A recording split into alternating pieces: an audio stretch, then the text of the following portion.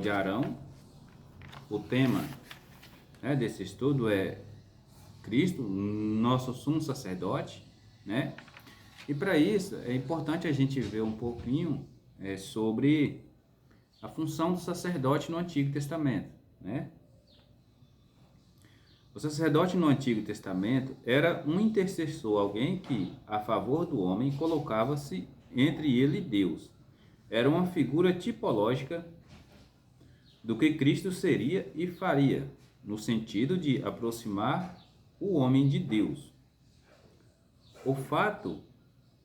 De fato, Deus nunca pretendeu que o homem dependesse de outro homem, né,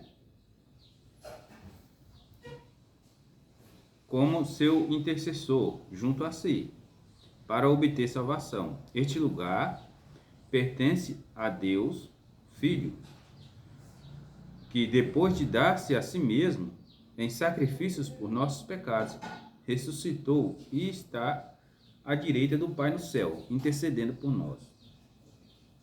Alguém perguntará: por que não temos hoje sacerdotes como nos dias do Antigo Testamento? Né? Então, durante essa lição aqui, né, eu pretendo mostrar para vocês que o sacerdócio dos dias antigos, né, a começar pela pessoa de Arão, o primeiro sacerdote de Israel designado por Deus, era apenas uma figura, né, ou sombra do sacerdócio perfeito, né, que é o de Jesus Cristo. Amém? Aqui, irmãos, nós damos entrada numa terceira divisão dessa epístola, né? Na terceira divisão, que vai do capítulo 4, versículo 14, até o capítulo 7, no versículo 28, né? Como eu já disse, o tema é Cristo, nosso sumo sacerdote. E também, aqui a gente aprende nesse espaço de texto aqui, até dá para tirar também aqui, como os estudiosos tiram, né? A doutrina, advertência, estímulo e lá no capítulo 7, do 1 ao 28 também, dá para tirar outra doutrina, né? Comparação com o sacerdócio de Melquisedeque, né? A primeira, do 4:14 ao 5:11, comparando com o sacerdócio de Arão. Essa é a primeira doutrina. Tem uma advertência para a gente crescer no conhecimento da palavra de Deus, né? Que vai do capítulo 5, versículo 12, até o capítulo 6, verso 8. E um estímulo para que nós venhamos a confiar nas promessas divinas, né? Hebreus 6, 9 a 20. Vamos ver um pouquinho dos antecedentes históricos. A narrativa sobre a pessoa de Melquisedeque acha-se em Gênesis 14. Ali é dito simplesmente que ele era rei de Salém e também sacerdote do Deus Altíssimo. O texto conta que ele viajava pela mesma estrada por onde Abraão retornava após uma grande vitória militar. Quando Abraão se aproximou do sacerdote, este o abençoou como prova de gratidão pelos benefícios recebidos do Senhor. Abraão entregou a Melquisedeque o dízimo dos despojos que trazia da vitória sobre os inimigos. Gênesis 14, 20. Este sacerdote é mencionado somente mais uma vez no Antigo Testamento, Salmo 110, 4, no qual Davi profetizou que seria um sacerdote eterno, segundo a ordem de Melquisedeque. No contexto histórico, né, dessa primeira divisão dos Hebreus, compara a revelação, né, do Antigo Testamento e o seu cumprimento em Cristo, mostrando em um Novo Testamento, Hebreus 1 e 2. Né? A segunda parte é o paralelismo, mostrando as consequências das rejeições aos escritos de Moisés, né, que nós já estudamos isso aqui, bem como as da rejeição ao repouso espiritual oferecido por Cristo. Nós, lembrando bem que nós já estudamos, né, essas duas divisões aqui. Nesta parte seguinte, o autor da epístola compara o sacerdócio do Antigo Testamento com o sistema de sacrifício, né? Com o seu sistema de sacrifício ao sacerdócio divino de Cristo e seu perfeito sacrifício consumado. Então, aqui nós veremos uma comparação entre o sacrifício, né, do Antigo Testamento e o sacrifício feito por Cristo, né, o sacrifício perfeito. Amém? Em Gênesis 14, 20, ali quando a gente sabe esse texto praticamente de cor, muitas pessoas usam, né, para falar sobre contribuição e tal. Eu não vou entrar nesse mérito, mas ali o texto é descritivo, né? Ele não é normativo. O texto ali está descrevendo algo que Abraão fez, né? E que Deus fez também por Abraão. Então, ali é uma descrição, está descrevendo. Ali não é norma, né? Não vou entrar nesse mérito, porque senão nós vamos ficar só nisso. É muito comprido o ensino ali também. É maravilhoso, mas é um ensino extenso também, né? O capítulo 4 da Epístola aos Hebreus nos ensina que Cristo é nosso legítimo representante no céu. O título Sumo Sacerdote descreve esta posição de Jesus Cristo.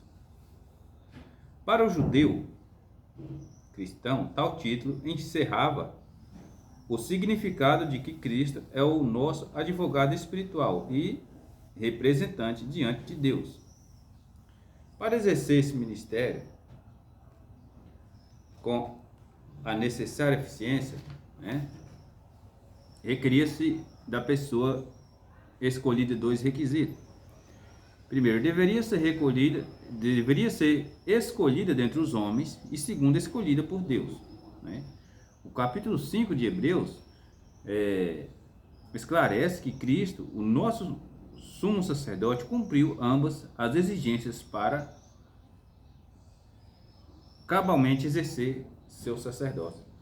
Meus irmãos, não existe hoje sumo sacerdócio terreno, né?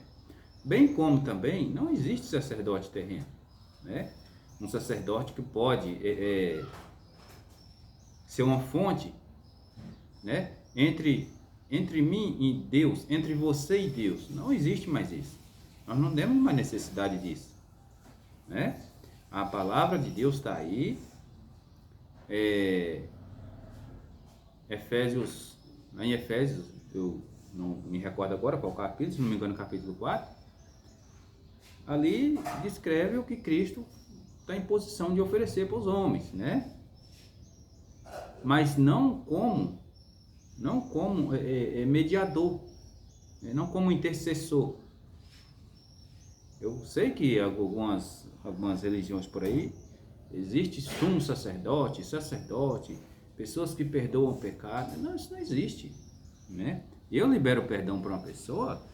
Alguém me ofendeu, eu ofender alguma pessoa, o meu próximo, a prática do perdão, ela tem que ser exercida, né? É entre mim e a pessoa, entre mim e meu próximo, e não entre mim e um sacerdote. Eu não preciso levar isso para um sacerdote, até porque não existe essa função, né? Eu sei que os homens criaram, mas, né, diante dessa palavra de Deus aqui, meus irmãos, eles ficam meio, né,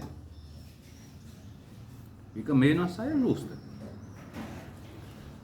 O primeiro versículo da divisão 4 identifica Jesus Cristo, o Filho de Deus, como nosso sumo sacerdote, que ofereceu um sacrifício perfeito e eterno por nós, né?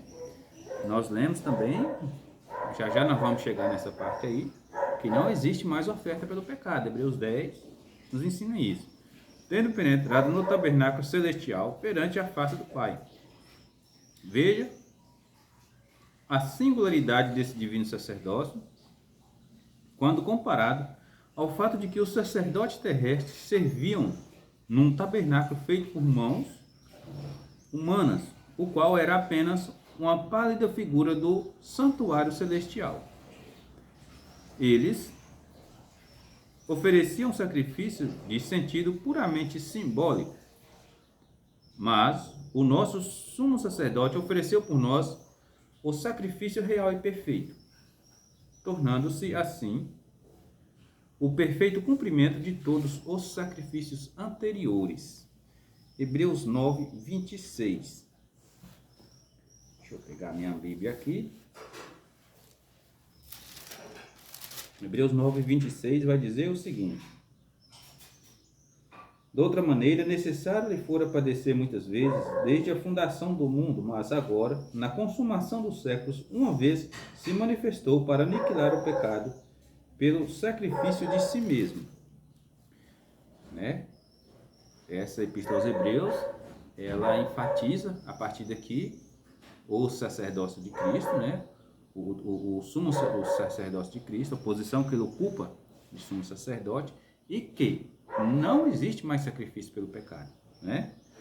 Penitência, indulgência, essas coisas, isso é tudo balela, né? Mesmo sendo Deus encarnado, né, Cristo não nos rejeitou em nossas fraquezas e necessidades. Pelo contrário, tabernaculou conosco, foi tentado e sofreu assim como nós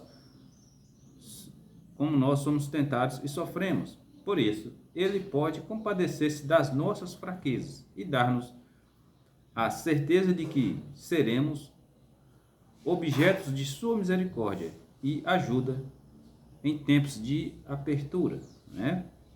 Os sacrifícios da lei eram apenas tipos, enquanto Jesus é o antítipo, isto é, a realidade prefigurada do tipo. Nós lemos em Hebreus 4, versículo 15 e 16 o seguinte. Aliás, do versículo 14 ao 16. Visto que temos um grande sumo sacerdote, Jesus, Filho de Deus, que penetrou nos céus, tenhamos firmemente a nossa confissão, né? Retenhamos firmemente a nossa confissão. Porque não temos um sumo sacerdote que não possa compadecer-se das nossas fraquezas, porém, um que, como nós, em tudo foi tentado, mas sem pecado.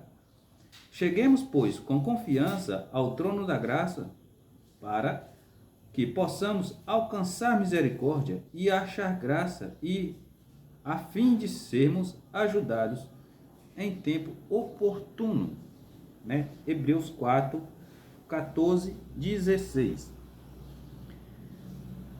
Meus irmãos, aqui nós vemos uma declaração tremenda. Se você conseguir compreender esse texto, você vai ver que a qualquer momento nós podemos nos achegar a Deus, né? Em qualquer momento que nós quisermos, nós temos um sumo sacerdote, né? É tratado também, chamado como um advogado, né? O nosso advogado. Então, o que acontece? Quando eu vejo um ministro da palavra de Deus como uma muleta, né? Como uma muleta, daqui a pouco nós vamos tratar desse assunto aqui, nós somos tratados diante dessa palavra aqui, no capítulo 5, se não me engano, capítulo 5, versículo 12, nós somos tratados, chamados de criança, que necessita de leite, porque criança aqui precisa de ajuda toda hora. Mas a palavra de Deus, ela nos convida a pensar, refletir, a raciocinar e questionar, né? É claro que os líderes religiosos não gostam de ser questionados de maneira nenhuma, eles não gostam de ser perguntados, provavelmente pela soberba e o endurecimento de coração deles, pela posição que ocupam. Quando você questiona, né, mesmo para tentar saber, porque se você pergunta é porque você não sabe, né? Eu pelo menos sou assim, quando eu não sei de uma coisa, aliás, há muito tempo eu deixei de fazer perguntas e comecei a correr atrás. Por quê? As pessoas não gostam que você pergunta, né? Você hoje entra num determinado ambiente religioso, Você tem que estar ali, ouvir o que a pessoa está dizendo, né? Fazer o que ela manda sem questionar.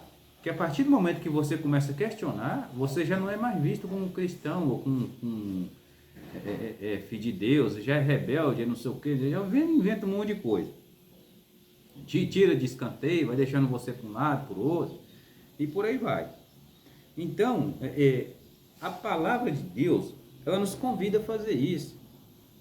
Só que nós só achamos as respostas aqui, né?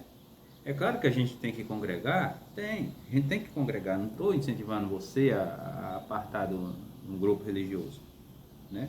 O problema é que esse grupo religioso ele não serve para mais nada, a não ser para você ir ali e ter uma simples comunhão com alguns irmãos, né, que estão verdadeiramente buscando em Cristo, né, com um refúgio, e não são nem com todos, na verdade, a gente sabe disso, porque a maioria está ali não é buscando a Cristo, estão buscando as coisas de Cristo, né, somente o que Ele pode nos oferecer. Nós, sabendo que Jesus é esse sumo sacerdote, eu gosto demais desse texto, porque esse texto aqui, a palavra de Deus, ela nos convida, quando nós caímos, né, que a gente peca todo dia, até em pensamento a gente peca, mas a partir do momento que a gente cai, né, ela nos convida a chegar diante de Deus para alcançar misericórdia, né? Eu gosto mais disso aqui. Cheguemos, pois, com confiança ao seu trono, né? Ao trono da graça, para que possamos alcançar misericórdia e sermos ajudados. Você quer ser ajudado? Quer alcançar misericórdia? Não dependa de pastores, não dependa de padres. Busque na palavra de Deus, né? Busque em Deus, busque em Jesus Cristo, né? Deus é uma palavra, um título meio esquisito, que nós somos acostumados a falar que todo mundo tem Deus, mas na verdade, se você não precisa chegar diante desse trono aqui com humildade e sinceridade, você não vai alcançar essa misericórdia não, né? Você tem que pegar a palavra de Deus, receber ela com arrependimento e fé e buscar no Senhor esse perdão que você está precisando, né? E todos nós precisamos, gente. As pessoas olham para mim, eu tenho outros amigos meus que Jesus se converteram, e eu gosto disso, porque alguns eram traficantes, outros roubavam, gente de tudo quanto é tipo, de tudo quanto é tipo que você imaginar, ex-presidiário, assassino, o que você imaginar eu conheço. E Deus, pela misericórdia dele, converteu essas pessoas, né? Aí tem algumas pessoas religiosas, mas principalmente os mais velhos. Quando eles veem, não são todos, gente, mas a maioria dos religiosos que não tem Deus, tem religião, tem religiosidade, tem zelo, mas não tem entendimento sobre a pessoa de Deus, eles viram e falam o seguinte: ah, mas fulano precisava mesmo, porque ele vivia assim, assim e assim. E a resposta para isso está nas próprias palavras de Jesus.